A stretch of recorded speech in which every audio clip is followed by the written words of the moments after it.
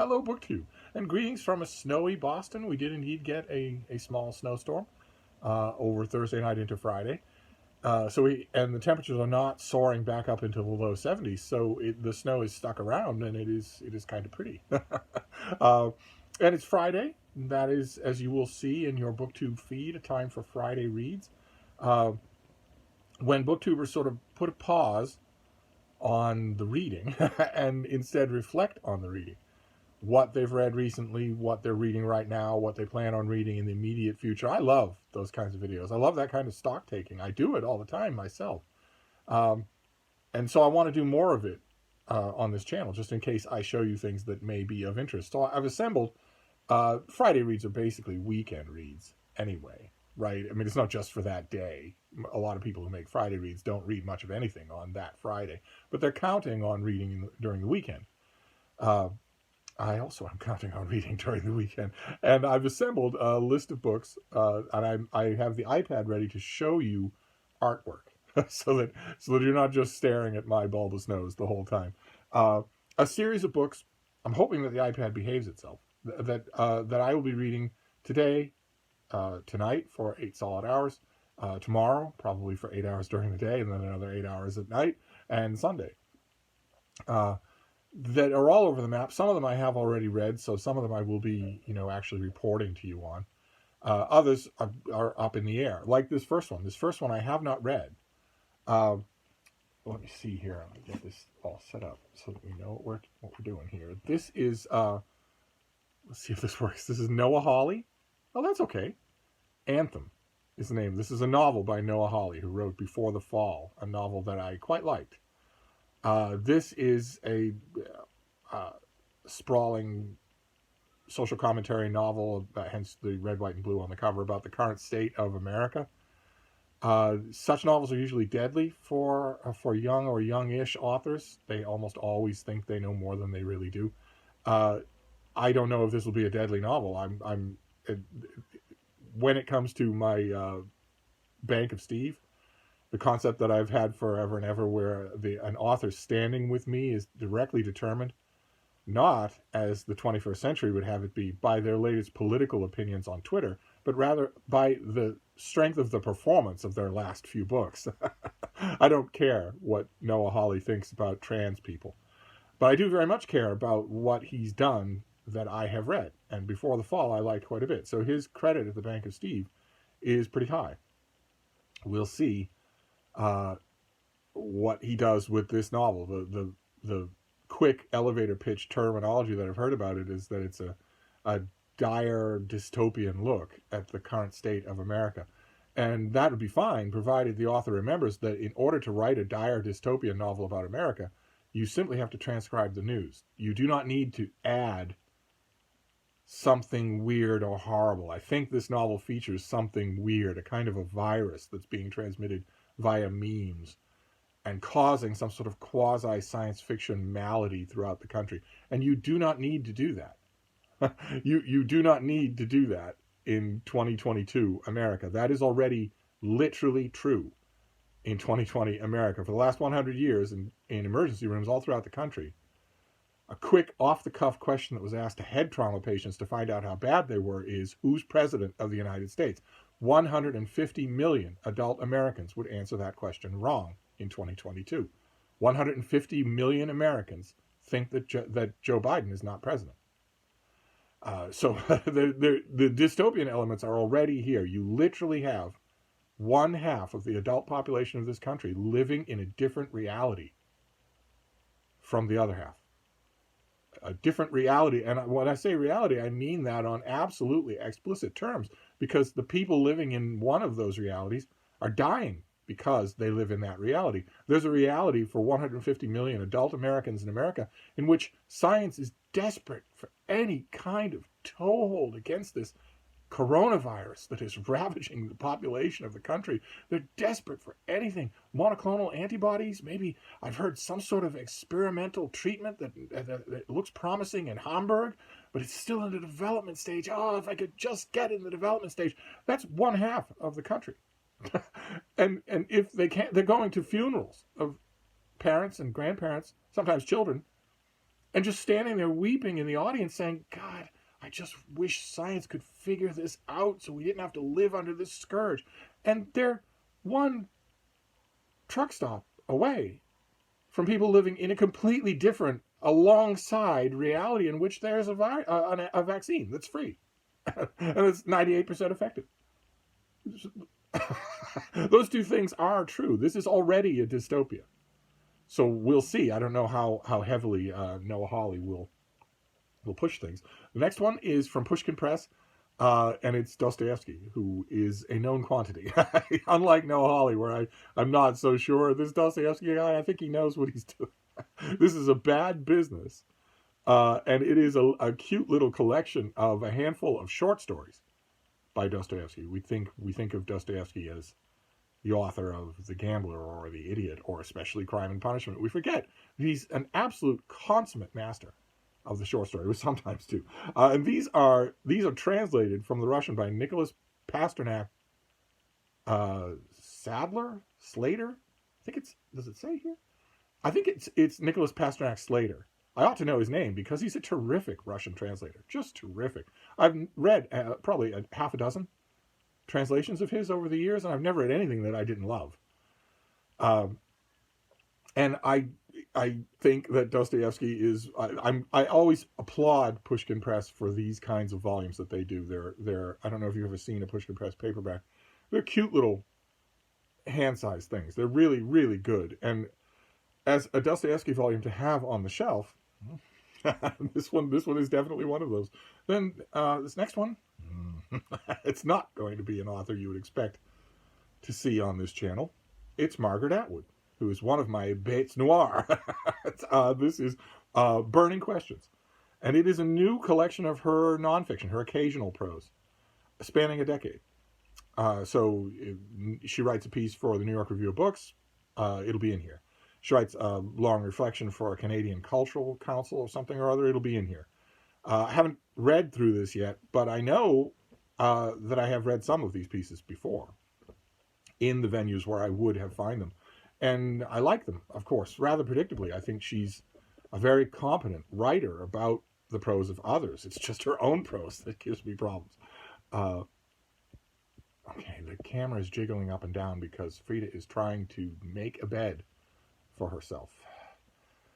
She was sleeping completely peacefully without any need to wake up and make a bed for herself until I started filming. And now she is trying to dig through the blankets to the center of the earth. Only now, though. The minute I hit the stop button on the camera, she will say, this is good enough, and just lay down. And she was like that for the 5 hours before I hit record. Frida, could you sit down, baby?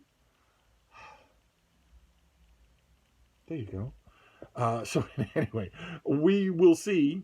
I don't have much doubt that I will really enjoy this book, even though I don't like this author's fiction at all. So it's just the dichotomy I live with these authors. Then this next one has a lot of buzz around it. I can't wait to see. I'm hoping that some of my friends and colleagues actually review this thing. I don't think I will be reviewing it, but this is by Heather Havrilesky, and this is Foreverland, on the divine tedium of marriage. The classic old advertising photo on the illustration on the cover there, and it's apparently her meditation on her own marriage, but without any of the hallmark sentimentality that usually gilds that question. There's industry buzz about this book, so I naturally am interested to see what it will be like. I'm really hoping. I believe that Heather Havrilesky writes a column of some kind, and I've heard good things about that column as well. Naturally, you already know for our Friday reads what I'm worried about going into this book, since it's 2022. I'm naturally worried that this is going to be a portrait written by a young woman whose husband is a foaming at the mouth, raging, knuckle-dragging, misogynist sexist, who she has to domesticate into being a normal person without vicious sex-related prejudices. Not because she picked a bad apple and polished it into a nice centerpiece fruit, but because all men are vicious, drooling at the mouth, knuckle-dragging, wife-beating, misogynist sexist.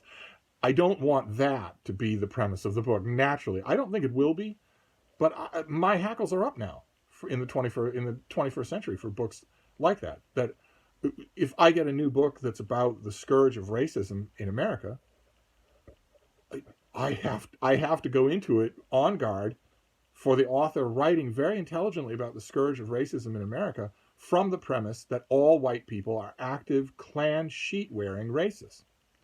That is not true. It's also incredibly insulting. It's an incredibly racist opinion on its own. Same thing with any books dealing with women's issues. I'm assuming that this will be largely a women's issue look at marriage. But the same thing with any book dealing with women's issues.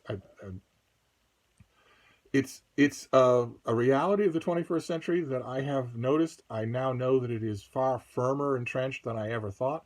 And it's on the left side of the spectrum and the right side of the spectrum. With either the left side or the right side of the spectrum, there's a simple question that you can ask any person once you know which side of the spectrum they're on. There's a simple question that you can ask to determine whether or not they are insane, whether or not Twitter has driven them insane.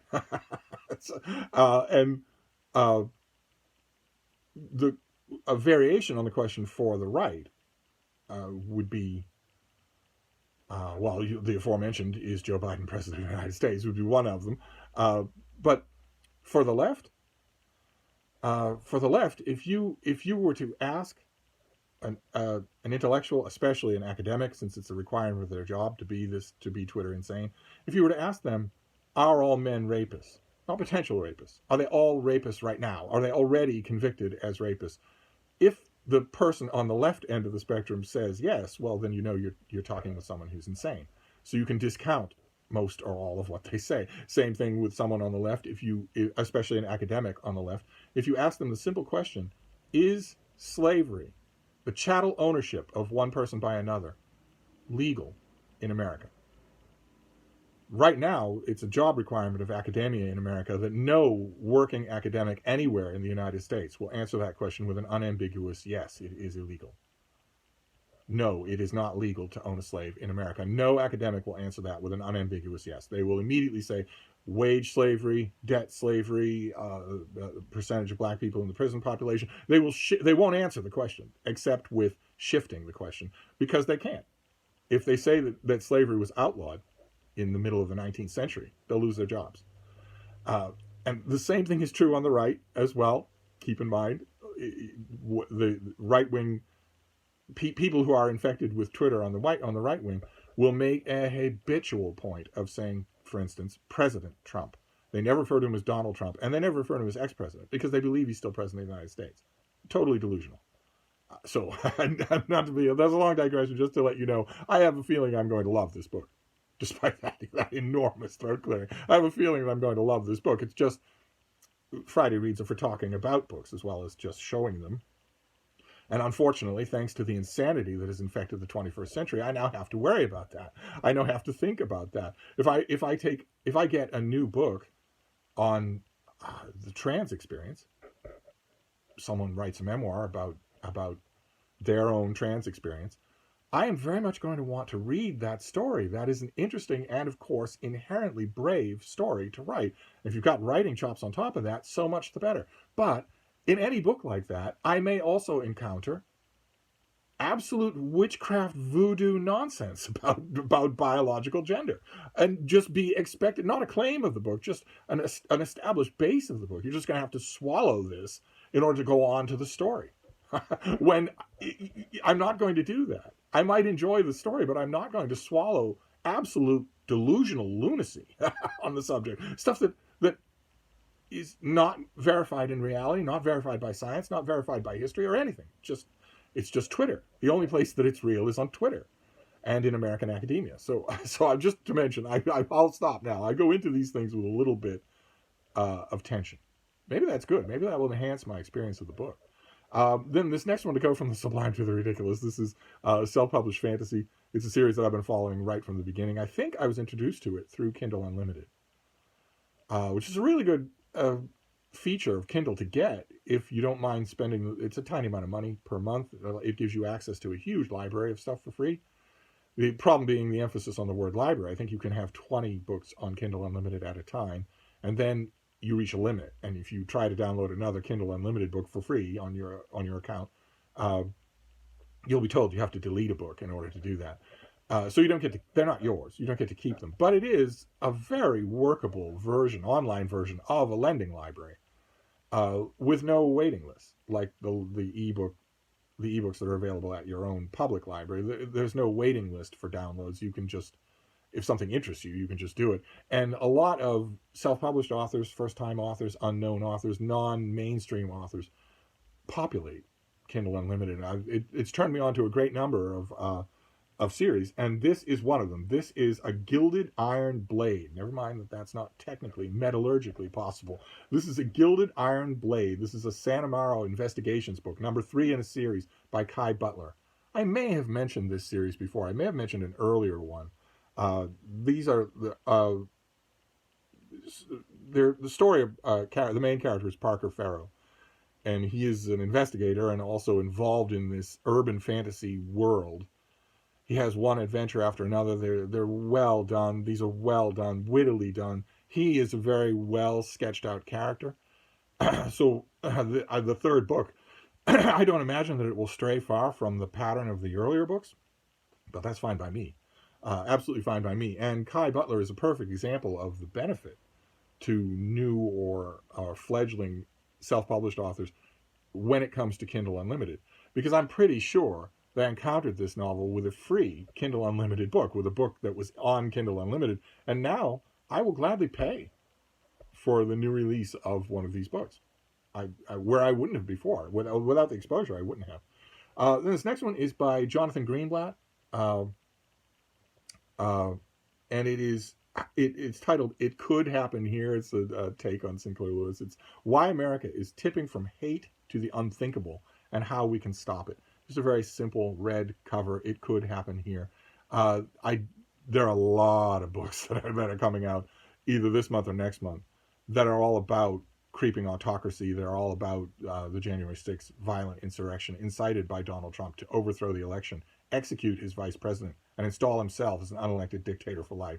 That we had that 1-year anniversary yesterday of the first genuine attempt to conduct a palace coup on the United States government, conducted by a sitting president. So all the Red Scare paranoia Manchurian candidate stuff of the 1960s about how it would be a military officer and the president would be the first to go. As usual, reality outdid fantasy, because it was a president who did it. It was a president who orchestrated it, organized it, pushed for it, wanted it, and he still wishes that it had happened. Somehow, a free man. Somehow a living man. Any country that had even an ounce of self-preservation would have put that guy against a brick wall and shot him. But nope, he's not only alive, he's free and able to just spread as many lies as he can possibly do. He very much wants to keep the one half of this country, one half of the adult population of this country, that thinks of him not only as the president of the United States, but as a god. He very much wants to keep them ready for future violence, successful future violence. This book, I don't know the take. I've read very few of these books that don't infuriate me. And the part of this book that may infuriate me is the second part of the subtitle, and how we can stop it. As if it were in the future. As if the time to stop it was still in the future. Election officials and election certification officials have been replaced with Nazi Party loyalists all across the country, even in securely blue states, almost universally down the ticket in virtually every state in the country in the last year since the violent insurrection failed. In many states, including many blue states, the people who are in charge of certifying the results of the voting have the job because they have explicitly promised in phone records and text messages that will surface in history, but it won't help America. Some other country, a Chinese historian, will surface them. They will occur. They do exist. But those officials, those election certification officials, even in blue states, Connecticut, Massachusetts, have taken their job explicitly on the promise that they will not certify a democratic victory on any level of government. Well, that means it did happen here, not it could happen here, and that means, and how we can stop it. The way to stop it was very simple. In the immediate wake of the violent insurrection to overthrow this government, execute the people involved. That's the only way that any government, anywhere in the history of the world, has ever actually managed to live through something like this. It's the only way that you can do it. You can't leave them around and make sanctimonious statements in Congress about how, well, we're a nation of laws, and we can't just line you up against a wall and shoot you. The red radioactive line that separates a nation of laws from the one and only time when you can line people up against the wall and shoot them is the survival of your country. It is no good to anybody, no comfort to anybody in the world, except the bad guys, if you die as a law-abiding country because you abided by your laws. Again, another long digression, this time not on cultural politics, but on actual politics. It's possible that Jonathan Greenblatt will have interesting things to say to me on this subject.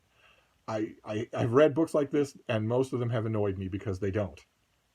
Because they're way, way, way behind the actual pace and curve of events. Laughably so. Maybe this will be different. We will see. I will give it a fair shot, believe it or not. This next one is by Phil Chrisman, and this is Midwest Futures. And those of you who do not know what this book is talking about, it's referring to the American Midwest, a vast swath of square flyover states between the Appalachians and the Rockies. It's a beautiful, wonderful part of the country. Believe it or not, those of you who aren't familiar with American topography, that is actually what's on the cover. That is not a computer circuit. Those are fields seen from high above. That's just what Iowa, Illinois, Ohio, that's just what they look like when you're flying over them. They look like just square or regular rhomboid shapes. And this is apparently a collection of meditations on the Midwest. It's weird Jekyll and Hyde nature. Midwesterners are the best Americans. They are the friendliest Americans. They are the most open-minded, the most intelligent, the most flexible, the most hardworking, but also the most incredibly generous Americans anywhere in the country. And also, right alongside that, the polling information that I've seen shows that at least 80% of them are in favor of a Trump royal house. At least 80% of them are so disenchanted with the American experiment that they want it to end. Okay, we had representative democracy. Now, rather not. I've got one obnoxious son-in-law who went to school in the East or in the West. He went to school on a coast, whichever coast it is. And he bothers me so much that I'm willing to surrender my freedom and the freedom of my family. I'm willing to become a Trump loyalist and recite a MAGA oath when I go to work every morning, just to own him. Those two things are true about the American Midwest. And I spent a lot of time in the American Midwest, a huge amount, long enough to fall in love with it. To the extent where I want to believe that polling information is just wrong, that it's just sensationalized, that it's just ginned up. If there's one absolute bedrock that I have believed up until the 21st century, is in the rock-solid common sense of the Midwest. Midwesterners may be annoying at times. I have spent a huge amount of time making fun of them to their faces, poking fun of them to their faces. But that common sense I've considered a sort of a given. So, once again, I'm hoping that I will learn a lot from this book. I'm hoping also, if I remember correctly, the author is a good writer. So, we shall see. Then, this next one, total gamble. An Amazon gamble that I will just take a risk on it. It's a type of book that I like, but I've seen it done really well and also really poorly. This is an author called Clay Wise, and it's a book called Safe Passage. And it's a novel that is a subgenre of its own. It's an EMP novel, electromagnetic pulse novel. Oh, EMP novels are what happens if the you-know-what hits the fan, as the preppers say. the doomsday preppers very much think about about electromagnetic pulses. Whether it's a massive solar coronal ejection, the sun regularly hurls off of itself gigantic sheets of plasma that are, the size of them would stagger you, just stagger you. And they happen all the time. It's just the sun is so big and Earth is so small that random chance, it means that virtually none of them are ever on a direct course to Earth. If one of those if a large one, a coronal ejection, hit Earth's atmosphere, our satellite technology, on which so much depends, our electrical grids all over the world, would fall. They would fail, and sometimes it would take a long time to repair them.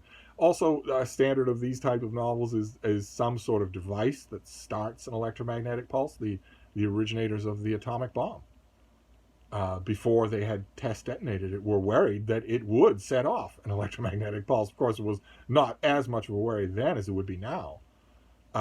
They were also worried that it would set fire to the atmosphere and kill every living thing on Earth. But did they stop their work? No, they didn't.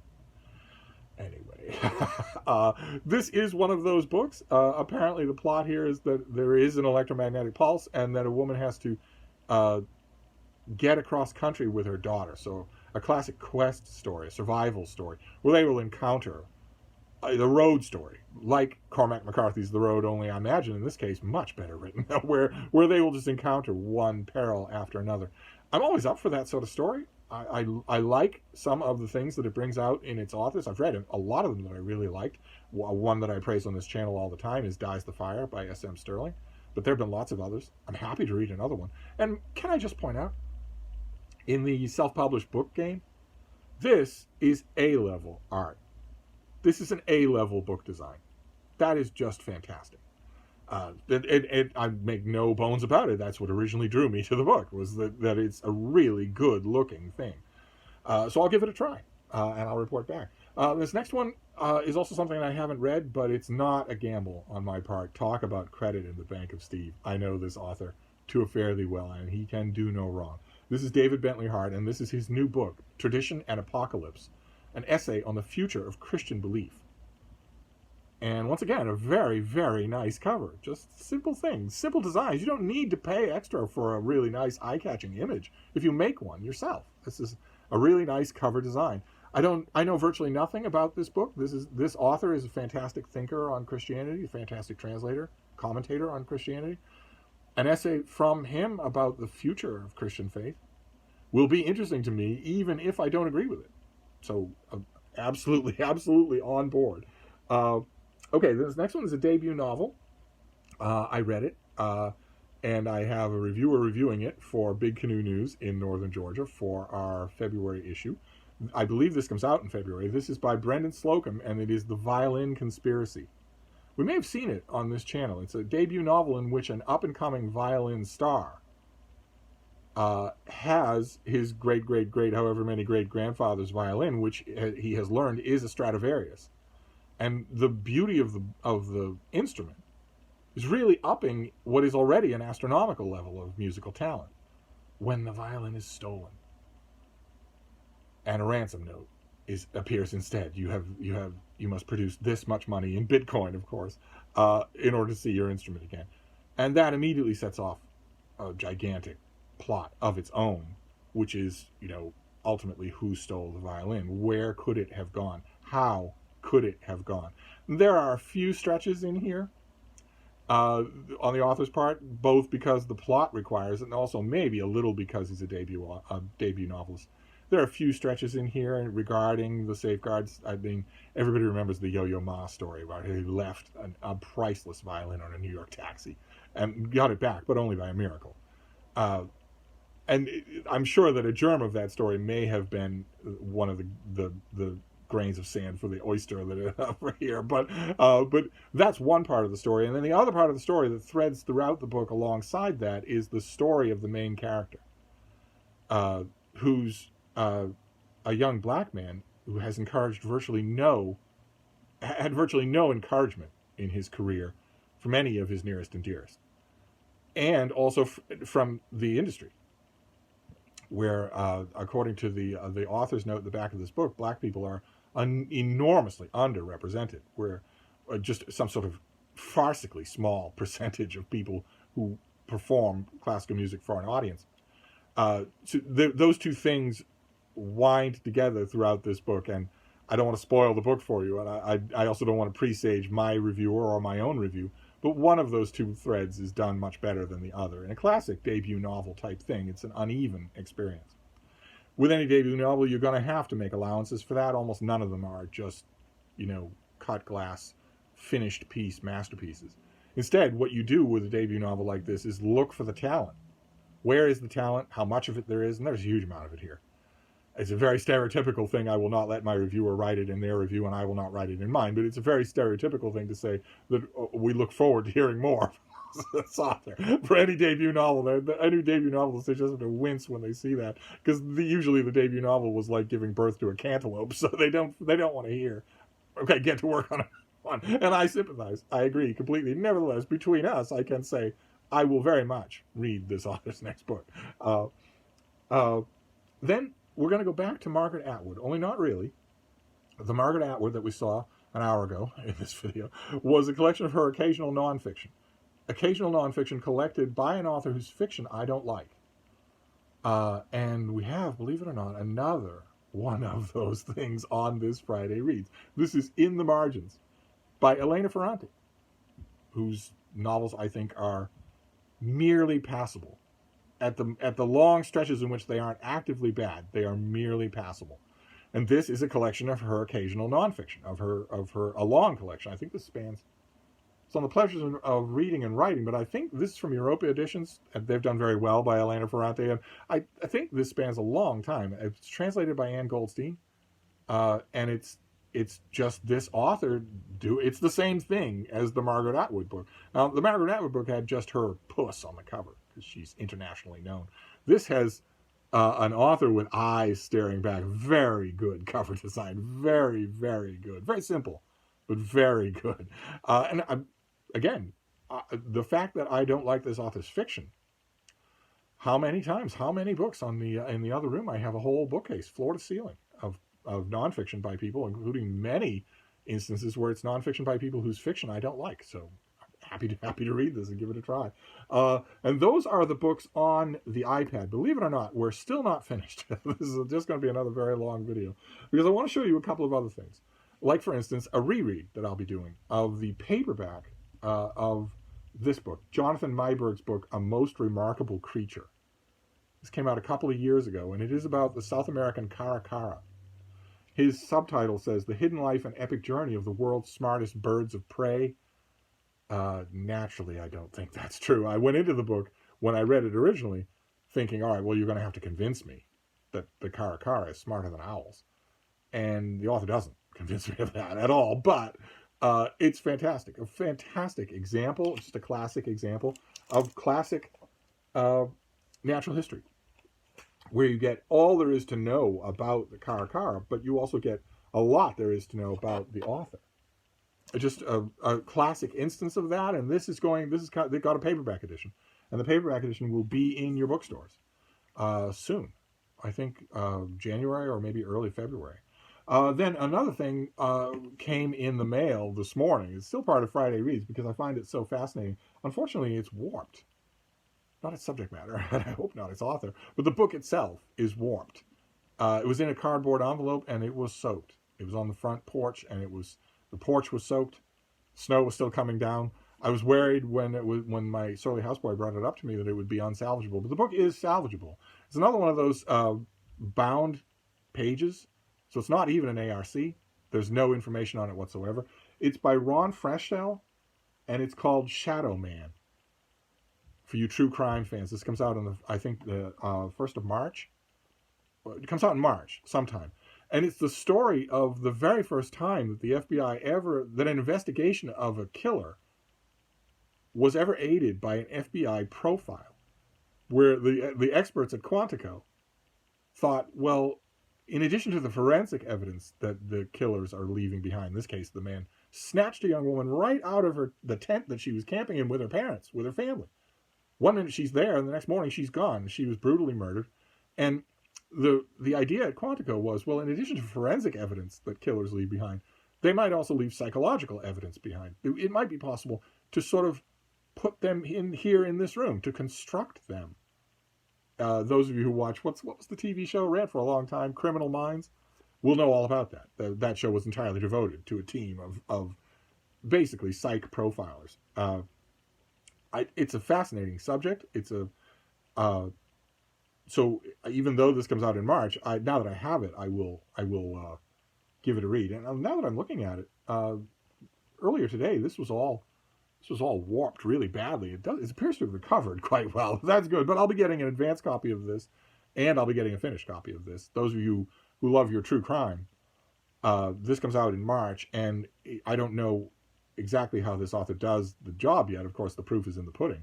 But the subject couldn't be more interesting. The dawn of what we now take for granted, which is that the FBI will have a psych profile, will work up a psych profile on some sort of anonymous killer. That subject is endlessly fascinating. So, and this book is coming out in March. So those of you who are true crime fans will very much want to keep an eye out for it. Then these next 3 came in the mail as a gift from Michael K. Vaughan, from fellow booktuber Michael K. Vaughan. We do a regular Wednesday comic book series, Michael and I, where he picks a comic and we both talk about what we think about it. I missed Comic Book Wednesday this week. At the time that video went up, I barely knew English. I barely knew who Michael K. Vaughan was. I barely remembered the comics that he did, and that's unfortunate because the comic that he picked is a new epic collection of the Mighty Thor from Marvel Comics. I still will do a video on that.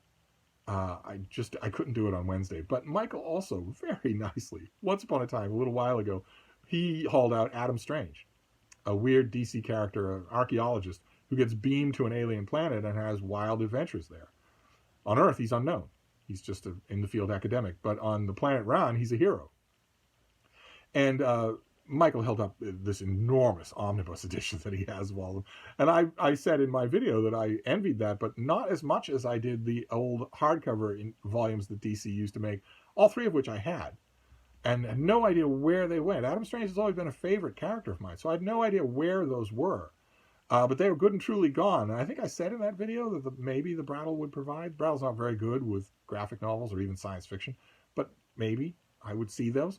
And Michael found a great deal on them and sent them to me, all 3 volumes. Isn't that incredible? Isn't that incredibly nice? These are the volumes that I had. They're not the specific volumes that I had. I checked for my mark. On the weird, fantastical chance that online somewhere he found used versions that were mine once upon a time. That'd be the kind of booktube thing that I wouldn't rule out. But no, these aren't the copies that I had. But I'm tremendously grateful to get these and to read all of these great old adventures again that I bought on the newsstand for, does it say, 12 cents? Which is a lot of money in those days. And then the last book for this Epic Friday Reads is also a gift. It also came during my absence, and the package was opened, not by me, and the packaging was thrown away. So I don't actually know who sent this to me. One of you sent this to me. I made mention the other day, in passing, in I think a Brattle book haul about other things. I made mention in passing of something called the Sonsino Chumash, a version by Sonsino Press from a half a century ago of an elaborate commentary on the Hebrew Bible. And when I say elaborate, oh my, I mean elaborate.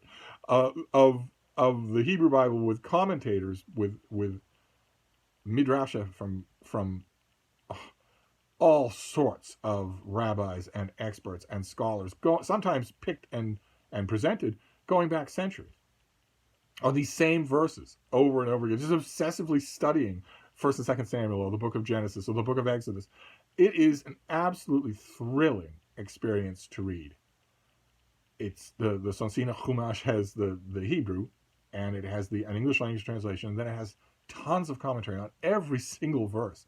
And it's thrilling to read, even if you're not interested in the Bible, even if you're not interested in the Pentateuch.